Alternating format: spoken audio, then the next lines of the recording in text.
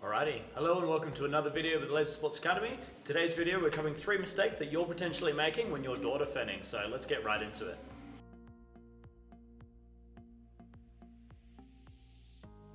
Alrighty, so the first of the mistakes we're going to be looking at today is taking unnecessary pot shots as a defender at attackers or field pointers. So right now I'm in a pretty strong position, right? Let's say there's whoever over that way, doesn't really matter, I'm in a good spot, they have to come to me to be able to get into the baseline's right beneath me actually. But the mistake that defenders make all too often is they unnecessarily take pot shots, specifically at the people that are like watching you and actually waiting for pot shots. So, the pot shot battle will typically look like, 2 people spamming shots at each other like this until one person hits the phaser, right? This isn't a battle that you need to or would even want to engage in as a defender. As long as I'm here and the attacker's over there, I'm achieving my objective. As long as they're over there wasting their own time by taking pot shots at me and just like hoping to get a phaser, like the more time that they're wasting, less time they have to get in the base, and so they're losing that exchange. But all too often, defenders will engage in this pot shot battle and they end up pretty much like, I'm in a good spot here, all my sensors are behind the wall, but by taking pot shots at people, you're pretty much like going, hey, here's an opportunity to completely relinquish like the strength of my position, right?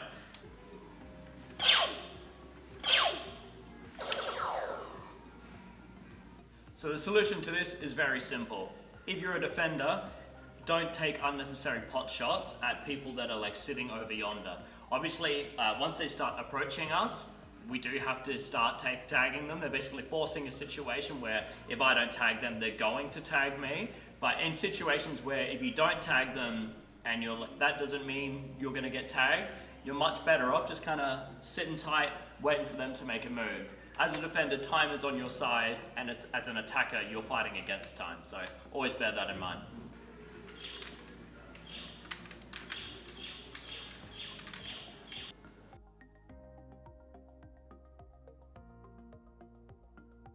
Alrighty, so the second of the mistakes we're going to be looking at today is rushing in the reset state. So I'll just quickly go over what the reset state is.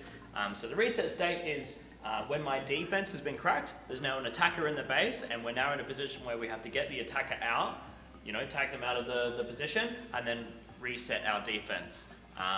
But the main mistake that people make, or one of the big mistakes people make all too often, is they rush when they're in the reset state. This is understandable because it's obviously a very urgent time, You've only got a handful of seconds to deal with the attacker that's in the base until either they start putting shots in the base or maybe they put shots in the base straight away, in which case you've got even less time. But I think there's a difference between being urgent but patient versus being urgent and rushing it. So let's have a look at an example of how that manifests. Alrighty, so there's 2 main ways that people mess this up. The first of these is they try and lunge at the attacker that's in the base when they're watching this way. If a good attacker is set up and they're watching away, like, good luck trying to get them. But all too often, the defender's here, they're like, oh crap, there's an attacker in my base. I don't care that they're looking at me, I'm just gonna try and get them. And they get tagged straight away. Now this person doesn't even have to worry about this door. They can put shots on the base and worry about the other door now. The second way that people mess this up is they try and get crafty and they try and lunge around the time the attacker's shooting the base, which is a good idea, but the when is really important. If I were to try and lunge the attacker after they've put a shot in the base, I'm not going to find very much success. Really good attackers will get into the habit of, if they even look away from the door, right? Which most of the time, like depending on the setup inside the base, they might not even have to look away from the door, right? But let's say even if they did, they're only going to look away for like, a handful of milliseconds. After they've shot the base, they're going to go straight back to watching me because they know I'm here, right? So, but people trying to be crafty, they go, oh, I'm just going to go around the time they're shooting the base. So they hear a shot in the base, maybe I'm going to go after the second shot in the base, and then they lunge. But the attacker in there has already put the shot in the base and they're already back to watching this way. So the timing of this is very important. Alright, so it wouldn't be a very good mistakes video if I didn't also provide a solution. So we said that lunging the attacker when they're looking at us, obviously a bad idea. Lunging the attacker after they put a shot in the base, also generally not a good idea because really good attackers will get good at shooting the base and looking back this way straight away. The timing of this is really important, and there's I don't want to say luck, but it's like a tiny bit of luck. you want to try and time your lunge at them as they're shooting the base, not after, not before, as they're shooting the base. So the best time to do this would be, you know, they've put their first shot on, they're back to watching you, right?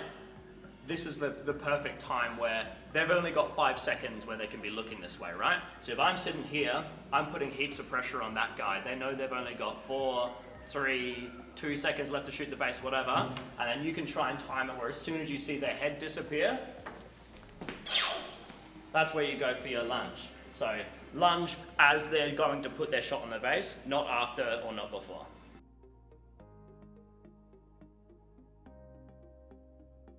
Alrighty, the third and last mistake we're going to be looking at today is leaving yourself open to blind spots. So in the previous position breakdown video, we talked about the first priority, which is having vision on the door in the immediate area so you can then come effectively to your teammates.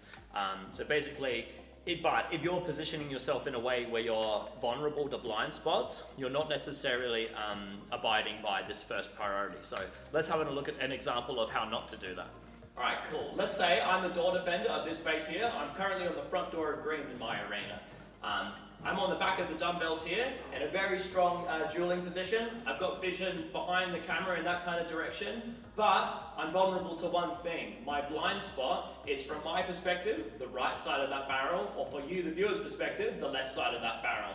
So even though I'm in a really good position in terms of like taking duels and stuff, I've got good vision from my perspective, the left side, I'm vulnerable to the right side, and thus an attacking player could very easily actually sneak onto that left side of the barrel, potentially shoot me in the back and then shoot my last line, or maybe they just shoot my last line first and then shoot me afterwards if they're feeling a bit cheeky. Alrighty, so the solution to this is to, for one, either completely remove blind spots so there is no way for attackers to sneak past you, or be aware of what your blind spots are and make sure that you're checking them periodically. So I'll show you a couple examples of how you can fix that now. The first of the ways I can do this is to change my position from the back of the dumbbells there to what we call the box on the front door of green, right? In this position, I can see all of the ways into the front door of green. Granted, once an attacker goes past these dumbbells, I have to like move from this position, so I can't stay here forever, but at the very least, I'm very well prepared for anyone coming towards my base. The second of the ways I can deal with blind spots is to just stay a little bit more active on the door. So sometimes the layout of a door for a base will actually allow for just sitting in one position, and you have all of the blind spots are covered. You know, no one can sneak through you. But occasionally doorways are set up in such a way that it's definitely a thing that can happen. So the second solution to this would be to just be a little bit more active on the door. So, you know, maybe I sit on the back of that dumbbell for a second, I watch like I was before, but then rather than just doing that, and sitting here like this, maybe occasionally, you know, I move around, I might move up to the front here, check that way, you know, just be a little bit more active on the door. Obviously this opens you up to getting shot straight away as people are running in, but I would sooner get shot by someone running in but have vision on them so I can comment to my teammates, rather than having zero vision on them and then sneaking past and then getting a base as a result. So that's just once again abiding by that first priority of having vision on the door and the immediate area. Alrighty, that wraps it up for our 3 mistakes video for today, looking at the mistakes that you could potentially be making as a door defender. So let me know if you found yourself making these mistakes and you're like, crap, I've been doing that like all the time. Oh my God, like what am I doing? And then let me know how you go implementing those solutions that I provided. At the end of the day, my main purpose for making these videos is to help everyone get better at laser tags. So if I'm achieving that goal, then really good. If you try to implement these solutions and they don't work and you're like, geez, Ryan, like what are you spouting? Like just a bunch of crap. Also good to know so I can fix up what I'm doing. But I'd hope after doing this for so long, I kind of know what I'm talking about at this point. But yeah, I'll see you in the next video.